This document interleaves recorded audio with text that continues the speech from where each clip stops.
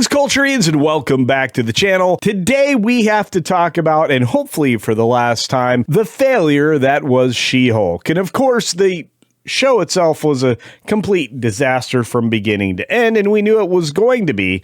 That wasn't going to be a surprise. We hoped for better because at the time, a lot of us liked Tatiana Maslany. Think of her as a quality actress, but she had not quite lost all of her reasoning capacity back when she was doing, more interesting things before she got to Marvel. Now that she's with Marvel, well, she's clearly lost her mind and nobody can tolerate that. But what exactly happened with Disney and Marvel, and why isn't she in any of the upcoming films when everybody expected her to be? Well, she was fired. At least that's what the evidence says. Here we go. Now, before we get started, just a real quick reminder, I'm trying to get to 50K, which means you could do me a huge favor right now, double check you're still subscribed, and turn the little red button to gray. That's right, that means you're subscribed. It'll actually say subscribed down there. And then hit the bell icon, make sure you turn on all notifications so you don't miss any videos or any live streams or anything else that I post. Everything that I do is usually posted on the channel because I want you to be there and not miss any information or entertainment. Let's get to this story, which is wild. From that park place, my friends over there decided to reveal the truth. She-Hulk star claims Marvel wanted her back. The evidence tells a different story. Trevor over there did a great job of writing this story yesterday, and I have to tell you, he's right. My Time to Shine Hello, an X account noted for film industry leaks, claims that Marvel wanted She-Hulk to appear in Avengers Secret Wars. That was the plan. The follow-up to this December's Avengers Doomsday will likely expand an already massive cast of returning MCU heroes and villains. However, Tatiana Maslany reportedly has no interest in working with Disney. And look, I believe that claim is true, but they have no interest in working with her, and we're going to get further into that particular scoop. But what I do know is this. Tatiana had already kind of cut ties with Disney when they did the unthinkable and decided to suspend Jimmy Kimmel from his not popular late night show that was already failing in the ratings. Reportedly, Marvel Studios wanted to use She-Hulk in a big way for Avengers Secret Wars. The problem is that Tatiana had no interest in working for Disney. If they're unable to convince her to return, the optics are to remove the character altogether or recast the role. I can say right now it'll be difficult to recast because I don't think anybody can associate any other actress with this particular character. Even if they could, I don't think anybody is interested in She-Hulk in any way. They certainly proved not to be interested during the course of that show, and as the viewership even tanked and dived below Jimmy Kimmel levels, she really proved to be a terrible human being. And an even worse one in recent days. This seems to back up the remarks that Maslany recently made on the Comedy Bang Bang podcast. According to Comic Book Movie, she said Disney has approached me to play She-Hulk again. Guys, I said no, because I just did This Is the Facts. I just did This Is the Facts.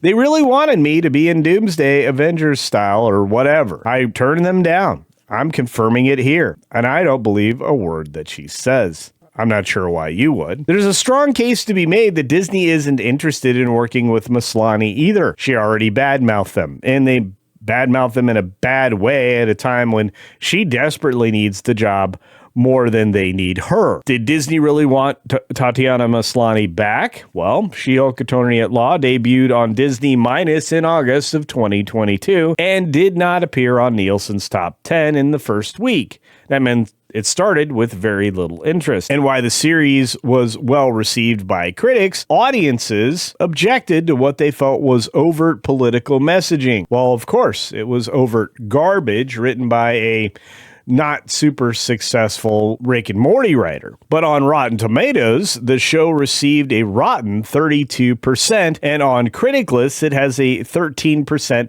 heinous rating with 43 viewers, and I think a review from yours truly. Now, the show was not renewed for a second season, with Maslany saying, and I want to get this correct, "I think we blew our budget," and Disney was like, "No thanks." After the show was officially canceled, Maslany blamed toxic fans for She-Hulk's poor reception and ultimate demise. Toxic fans? Wait a minute. Why would Disney want you back if it doesn't appeal to those toxic fans? Probably because they're trying to get or reclaim those toxic fans that have walked away from Marvel over the last two phases. That's right, Phase 4 and Phase Dive were complete disasters, and as Phase 6 is starting out, I don't think anybody wants anything that has to do with all of those previous failures, especially the last three films coming out of Marvel. And you know what? I don't think She-Hulk would have helped any of that either. However, that may not have been enough to disqualify her from future work in the MCU. A rumor circulated in March of 2025 that Maslany would return as She-Hulk in Avengers Doomsday, given that the head of Marvel Studios, Kevin Feige, said in 2018 he'd like to see more than half of the heroes in the MCU be female. Many felt the rumors were plausible, and I even reported here on my channel that this was tantamount to disaster, because every time I pointed this out and reminded everybody that Kevin Feige was pushing a feminist message, the feminist films failed. The female bent is actually something that's not proven very fortunate for Marvel. And as you go through the history of the film since Phase 4 began, it's diminishing returns at best. Endgame was, well, the best possible scenario you could get after a film that featured A-Force and then show up with nothing to show for it, especially with a film like The Marvels, which was the most female film that Disney has ever produced. But moving on and back to the story, last September, Maslany urged Disney- subscribers to turn away from the platform that had hired her during the Jimmy Kimmel's suspension for his remarks regarding the alleged assassin of Charlie Kirk. Maslany publicly joined the boycott of Disney- over a behind-the-scenes photo from She-Hulk. The actress wrote, "Cancel your Disney- and Hulu and ESPN subscriptions." Well, not much you can say against that, except after being openly antagonistic towards fans, which, again, toxic fans, not something nice to call somebody, Disney may fear that Maslany could drive them away from Avengers projects, and they really need Doomsday to succeed. After her remarks during the Kimmel fallout, Disney may not, most likely does not, want her back. And in light of that, Maslany's recent remarks could be a classic case of, "You can't fire me, I quit." Sounds like some Minnesota prosecutors, doesn't it? Now, Secret Wars offers Marvel an exit strategy. Well, yeah, considering they're going to be slaying off characters in Doomsday left and right, and we still have a whole row of chairs we haven't met yet. We don't know who else is on the menu for, well, elimination. And though rare, Marvel has recast characters before. Notably, Mark Ruffalo took over the Bruce Banner role from Edward Norton, who just didn't have the kind of appeal that Disney absolutely insisted on.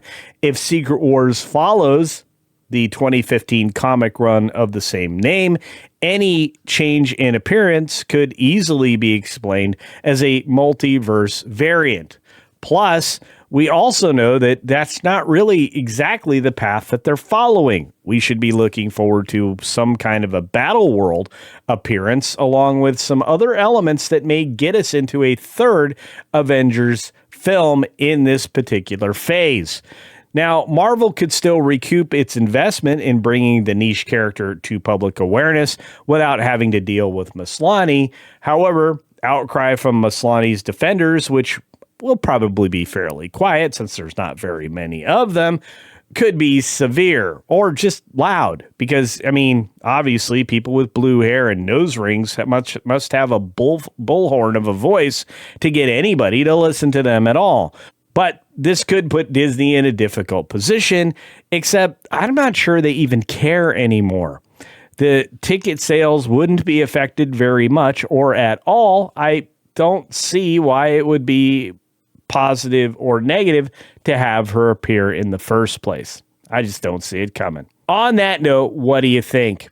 Do you think Tatiana was dismissed for poor service, or do you think that she was able to quit before she lost her job?